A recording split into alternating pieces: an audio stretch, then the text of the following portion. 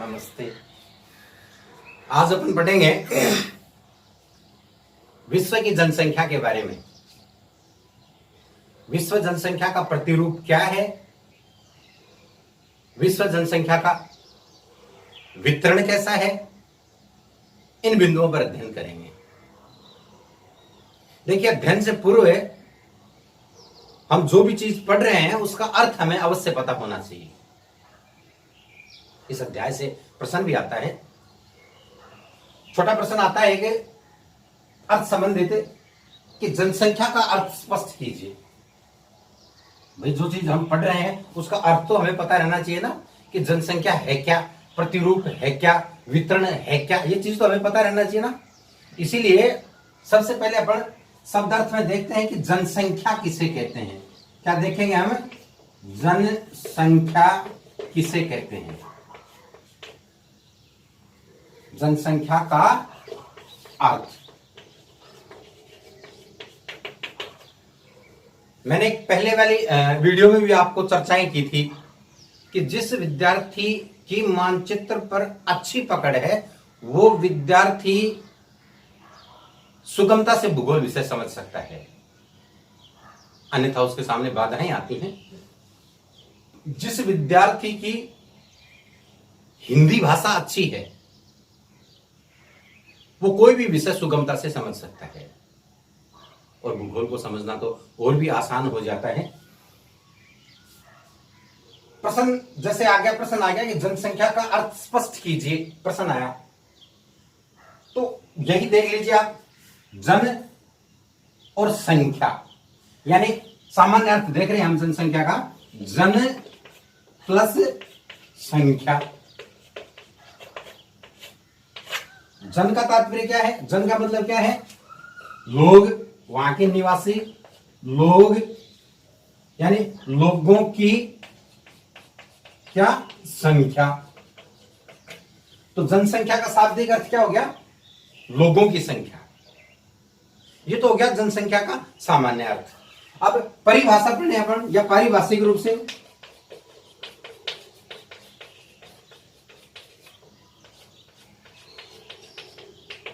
पढ़ क्या रहे हैं हम? जनसंख्या का अर्थ पारिभाषिक रूप से हम यूं कहेंगे, किसी क्षेत्र या समय में वहां निवास करने वाले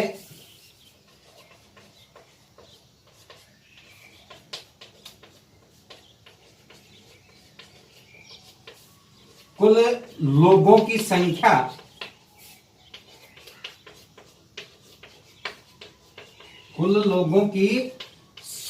को जनसंख्या कहते हैं।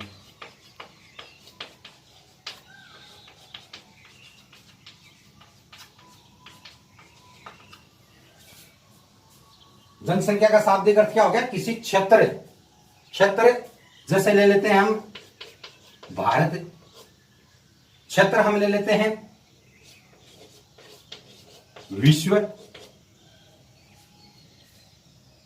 किसी क्षेत्र या समय, क्या ले लेते हैं हम? समय हमने लिया भारत का समय 2011, क्या लिया हमने? 2011।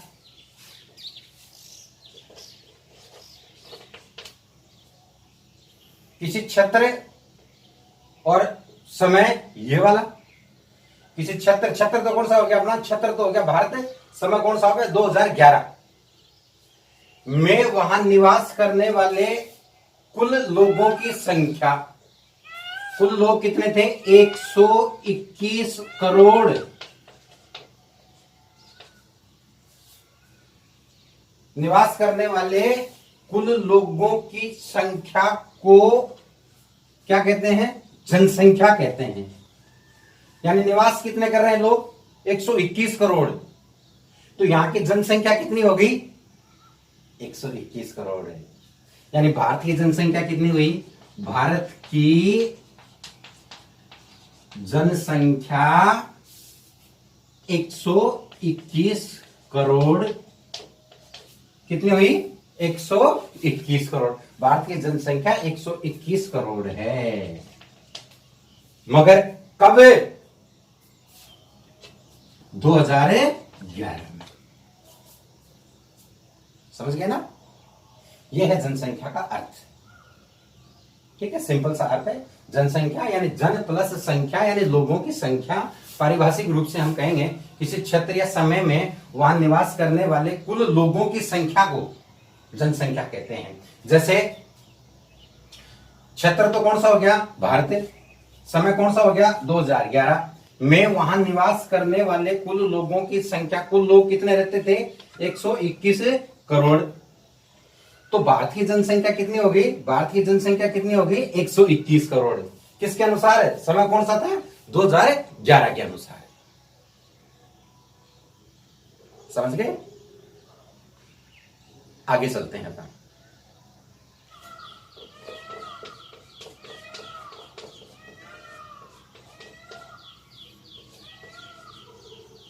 प्रतिरूप जिसका भी हो, किसका मतलब है? इससे पहले जो शब्द आता है ना, उसका प्रतिरूप। जनसंख्या आ गया तो जनसंख्या का प्रतिरूप, और कोई शब्द आता है तो उसका प्रतिरूप। प्रतिरूप का मतलब होता है उसकी छवि, उसका चित्र, उसका नमूना, तस्वीर। यानी विश्व जो जनसंख्या है उसकी छवि कैसी है, उसका चित्र कैसा है, उसका नमूना कैसा है, उसकी तस्वीर कैसी है, उसकी तस्वीर, ये चीज हम पढ़ते हैं। ठीक है ना? और इसके बाद में हम पढ़ते हैं वितरण। क्या पढ़ते हैं? वितरण। देखिए, वितरण का शाब्दिक अर्थ होता है बंटवारा। वितरण का शाब्दिक अर्थ क्या होता है? बंटवारा या फैलाव। बंटवारा या फैलाव। और वितरण से पहले जो शब्द आता है ना, उसका बंटवारा। वितरण से पहले जो शब्द आता है उसका फैलाव। कैसे?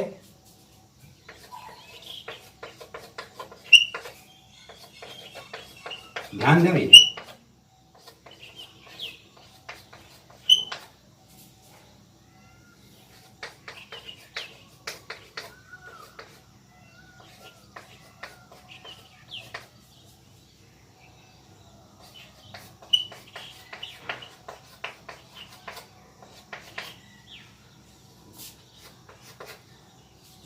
फिर से सुन लें। वितरण का अर्थ पढ़ रहे हैं हम। वितरण किसे कहते हैं? वितरण का शाब्दिक अर्थ होता है बंटवारा या फैलाव।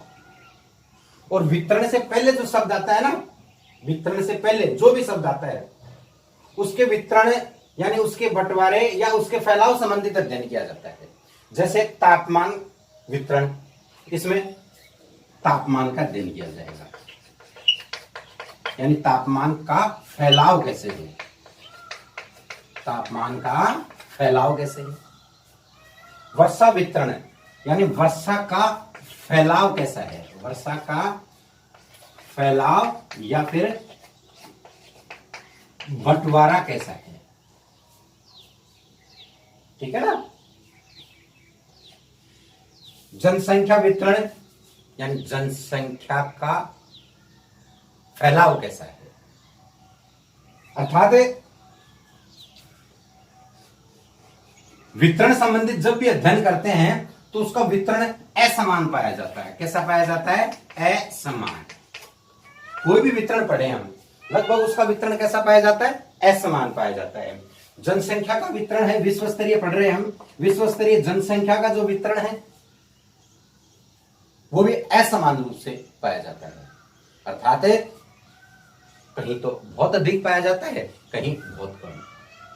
कुछ एक क्षेत्र तो इस तरह के जहां बहुत सारे लोग निवास करते हैं, कुछ एक क्षेत्र इस तरह के जहां बहुत कम लोग निवास करते हैं। ये थे जनसंख्या, प्रतिरूप और वितरण का अर्थ। अब अपन पढ़ेंगे विश्व जनसंख्या का प्रतिरूप। क्या पढ़ेंगे? विश्व जनसंख्या का प्रतिरूप पढ़ेंगे अपन।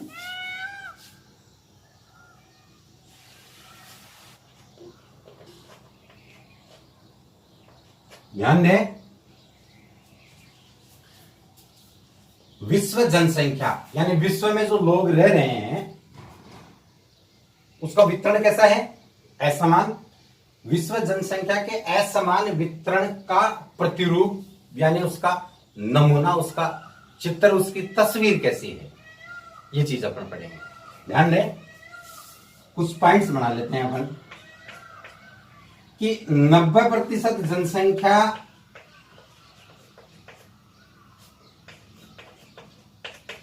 दस प्रतिशत भूभाग पर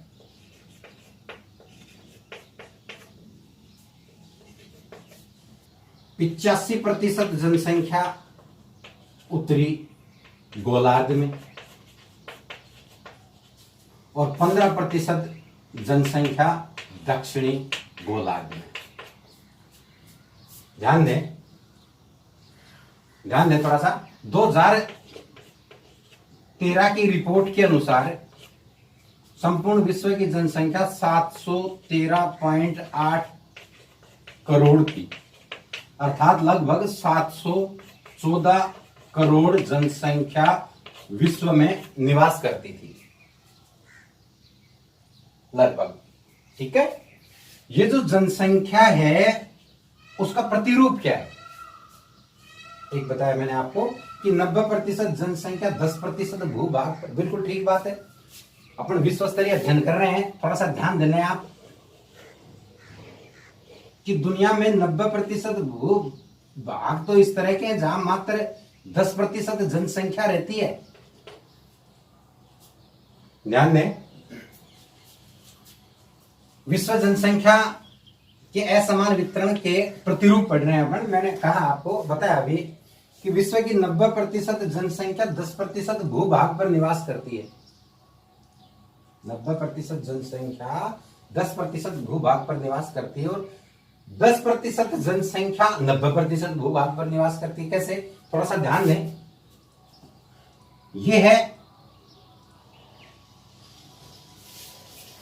विषुवत रेखा। कौन सी रेखा? विषुवत या फिर भूमध्य रेखा या फिर 0 डिग्री अक्षांश। यह है 66.5 डिग्री।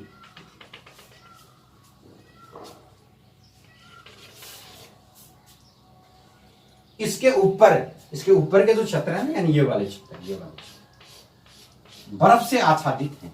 किससे आच्छादित हैं? बर्फ से आच्छादित है, यानी बर्फ से ढके हुए हैं। बर्फ से ढके हुए हैं, तात्पर्य यह हुआ कि यहाँ कठोर जलवायु पाई जाती है और कठोर जलवायु पाई जाती है वो मानव निवास के लिए अनुकूल नहीं है, अर्थात यहाँ मनुष्य निवास नहीं करते हैं तो बहुत कम। पढ़ रहे हैं हम कि 90% जनसंख्या 10% भूभाग पर निवास करती है और 10% जनसंख्या 90% भूभाग पर निवास कर रही है। यानी 10% जनसंख्या, कितनी जनसंख्या? 10%। सुन ले, फिर से सुन ले। 90% जनसंख्या 10% भूभाग पर और 10% जनसंख्या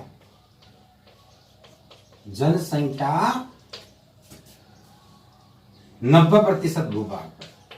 ये 90% भूभाग कौन से हैं? देखो ये वाले हैं कि यहां जनसंख्या नहीं है। क्यों? ये ठंडे प्रदेश हैं, उच्च अक्षांशीय क्षेत्रों में स्थित हैं। अच्छा, और सुनो, यहां भी विषम जलवायु पाई जाती है, अर्थात यहां जनसंख्या बहुत कम निवास करती है। क्यों? ये मरुस्थलीय क्षेत्र है। समझ गए क्या? यहां मरुस्थल है, यहां मरुस्थल है, यहां मरुस्थल है, यहां मरुस्थल है। ये कौन से क्षेत्र हो गए बेटा? मरुस्थलीय क्षेत्र हो गए। कौन से क्षेत्र हो गए? मरुस्थलीय क्षेत्र हो गए। अच्छा, ये पहाड़ी क्षेत्र हैं। कौन से क्षेत्र हैं? पहाड़ी। यहां पहाड़ है, रॉकी पर्वत, यहां जनसंख्या नहीं है तो बहुत कम है। ये एंडीज पर्वत, यहां भी जनसंख्या नहीं है। हाँ, अपवाद स्वरूप जनसंख्या हो सकती है किसी विशेष कारण के कारण, वो हम उसके बारे में अपन बाद में चर्चाएं करेंगे। ये पर्वतीय क्षेत्र हैं, यहां जनसंख्या निवास नहीं करती है। ठीक है, अच्छा, पढ़ रहे हैं हम 10% जनसंख्या 90% भूभाग पर निवास करती है। यानी ये क्षेत्र है ना, दुनिया में लगभग इस तरह के जो क्षेत्र है 90%। इसके अलावा देखो ये जो क्षेत्र है, ये जो क्षेत्र है ना, भूमध्य रेखा के घने वर्षा वाले क्षेत्र, यहां भी जनसंख्या नहीं रहती। ये जो संपूर्ण महाद्वीप है, दक्षिण ध्रुव पर अवस्थित एक महाद्वीप, ये जनशून्य है, यहां तो जनसंख्या है ही नहीं भाई। ठीक है ना, तो फिर से सुन ले, 90% जनसंख्या 10% भूभाग पर निवास करती है। अर्थात जनसंख्या निवास के लिए अनुकूल दशाएं यहाँ है और यहाँ है। इसीलिए लगभग दुनिया की कितने 90% जनसंख्या यहाँ निवास करती है। नंबर 2 ध्यान दें कि 85% जनसंख्या उत्तरी गोलार्ध में कहा निवास करती है, उत्तरी गोलार्ध में।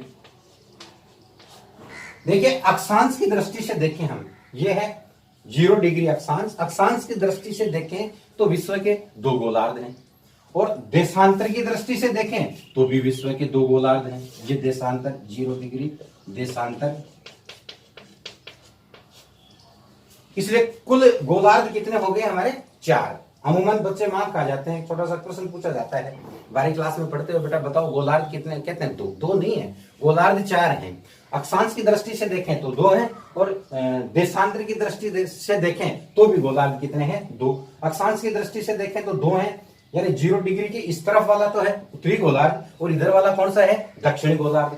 0 डिग्री देशांतर की दृष्टि से देखें तो ये वाला पूर्वी गोलार्ध, और ये वाला कौन सा हो गया पश्चिमी गोलार्ध। ध्यान दें, हम पढ़ रहे हैं 85% जनसंख्या उत्तरी गोलार्ध में निवास करती है। यानी ये जो 0 डिग्री है, ये 0 डिग्री, इसके इधर संपूर्ण विश्व की 85% जनसंख्या निवास करती है। अब सीधी सी बात है, 100% में से 85% उत्तरी गोलार्ध में आ गई, तो यहां कितनी बची 15%।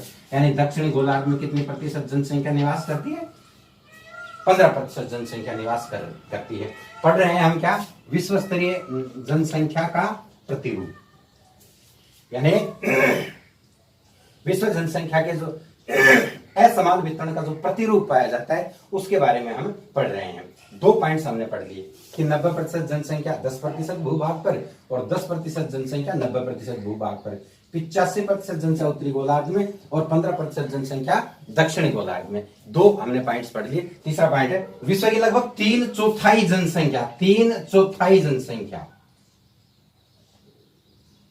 एशिया और यूरोप महाद्वीप में। कितनी जनसंख्या, लगभग, तीसरा पॉइंट हो गया, विश्व की लगभग 3/4 जनसंख्या कहां निवास करती है, यूरोप और एशिया महाद्वीप में, अर्थात यूरेशिया में निवास करती है, यूरेशिया में। ठीक है, ध्यान दें, कहता है लगभग 60% जनसंख्या अकेले एशिया महाद्वीप में निवास करती है। कहां निवास करती है, एशिया महाद्वीप में। कितने, विश्व की लगभग 60% जनसंख्या एशिया महाद्वीप में निवास करती है। ओसेनिया में, ध्यान दें, ओसेनिया,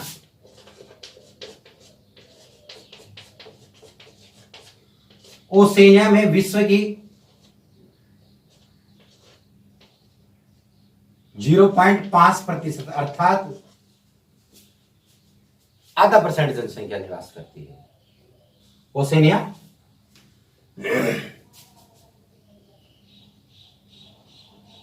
ओसेनिया में फिर से बता दूं मैं, ओसेनिया में ऑस्ट्रेलिया के पास है न्यूजीलैंड, ऑस्ट्रेलिया और ऑस्ट्रेलिया के आसपास के द्वीपों को सम्मिलित किया जाता है। फिर से सुन लें, ओसेनिया में ऑस्ट्रेलिया, न्यूजीलैंड और उनके आसपास के लगभग 22 द्वीपों को सम्मिलित किया जाता है, जिसकी जनसंख्या है वो संपूर्ण विश्व की जनसंख्या के मात्र आधा % जनसंख्या निवास करती है। असमान वितरण पढ़ रहे हैं अपन कि एशिया में तो विश्व की 60% जनसंख्या, और ऑस्ट्रेलिया के आसपास के जो द्वीप हैं उनको भी सम्मिलित कर लेते हैं हम, तो वहां विश्व की मात्र आधी % जनसंख्या निवास करती है। और सुन लें आप, यह है 0 डिग्री अक्षांश, जिसका नाम है भूमध्य रेखा। इसके उत्तर की तरफ चलेंगे तो यहां लास्ट में आएगी 90 डिग्री उत्तरी अक्षांश, 90 डिग्री उत्तरी अक्षांश। इसी तरह से 0 से इस तरफ कुल अक्षांश है 90, अंतराल कितने का ले लें थोड़ी देर के लिए, 30, 60 और 90। ठीक है, कोई दिक्कत नहीं। 0 से ऊपर चलते हैं हम, 20 डिग्री, कितने डिग्री, 20, यानी ये होगी 20 डिग्री और ये हो गया 60 डिग्री, है ना। तो कहता 20 डिग्री उत्तरी अक्षांश, ये वाली 20 डिग्री उत्तरी अक्षांश है और से 60 डिग्री उत्तरी अक्षांश, ये 60 डिग्री उत्तरी अक्षांश है। 20 से लेकर के 60 डिग्री उत्तरी अक्षांश के बीच विश्व की 80% जनसंख्या निवास करती है। कितनी जनसंख्या निवास करती है, 80% जनसंख्या। यानी संपूर्ण विश्व पर हम नजर डालते हैं तो हम पाते हैं कि 20 डिग्री उत्तरी अक्षांश से लेकर के 60 डिग्री उत्तरी अक्षांश के बीच विश्व की लगभग 80% जनसंख्या निवास करती है। और सुन लें, विश्व की लगभग 80% जनसंख्या, कितने प्रतिशत जनसंख्या, 80% जनसंख्या समुद्र तल से 500 मीटर की ऊंचाई के बीच पाई जाती है। समुद्र तल से 500 मीटर की ऊंचाई के बीच में विश्व की लगभग 80% जनसंख्या पाई जाती है। पढ़ रहे हैं हम विश्व जनसंख्या के असमान वितरण का प्रतिरूप। और सुन लीजिए आप कि विश्व की 75% जनसंख्या समुद्र तटों के आसपास अर्थात महाद्वीपों के किनारों पर निवास करती है। कितने प्रतिशत जनसंख्या, 75% जनसंख्या, अर्थात 75% जनसंख्या महाद्वीपों के किनारे या फिर तटों के आसपास निवास करती है। और विश्व की लगभग 37% जनसंख्या चीन में और लगभग 18% जनसंख्या भारत में निवास करती है।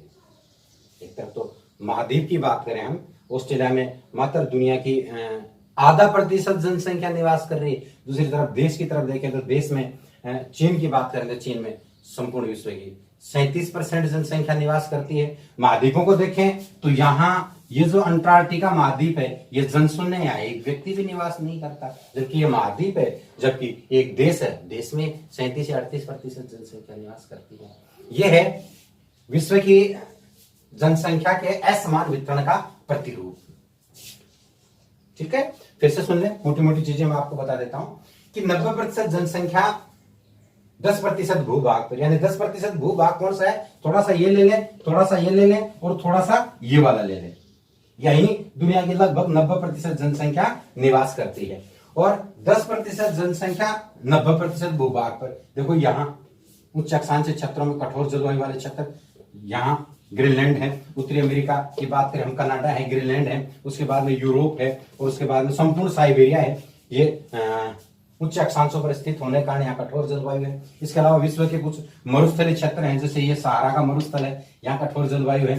जैसे ये कालाहारी का मरुस्थल है, जैसे थार का मरुस्थल है, गोबी का मरुस्थल है, मंगोलिया का मरुस्थल है, ऑस्ट्रेलिया में मरुस्थल है। यहाँ जनसंख्या बहुत कम निवास करती है। 0 डिग्री अक्षांश को आधार मानते हुए पृथ्वी को 2 गोलार्धों में हम बांटते हैं तो उत्तरी गोलार्ध में विश्व की कितनी प्रतिशत जनसंख्या, 85% जनसंख्या, और दक्षिण गोलार्ध में 15% जनसंख्या। 3/4 जनसंख्या, कितने जनसंख्या, 3/4 जनसंख्या किसकी, विश्व की बात कर रहे हैं अपन, कि लगभग 3/4 जनसंख्या यूरेशिया में निवास करती है। कहां निवास करती है, यूरेशिया, यानी यूरोप और एशिया महाद्वीप में निवास करती है। 75% जनसंख्या महाद्वीपों के किनारे निवास करती है। और जैसे जैसे पृष्ठीय क्षेत्रों की ओर चले जाते हैं हम, जैसे जैसे महाद्वीप तटों से दूर जाते हैं हम, अंदर की तरफ आते हैं, पृष्ठीय प्रदेश में आते हैं, वैसे वैसे जनसंख्या कम होती चली जाती है। 80% जनसंख्या समुद्र तल से 500 मीटर की ऊंचाई तक वाले क्षेत्रों में निवास करती है। यह था जनसंख्या का प्रतिरूप।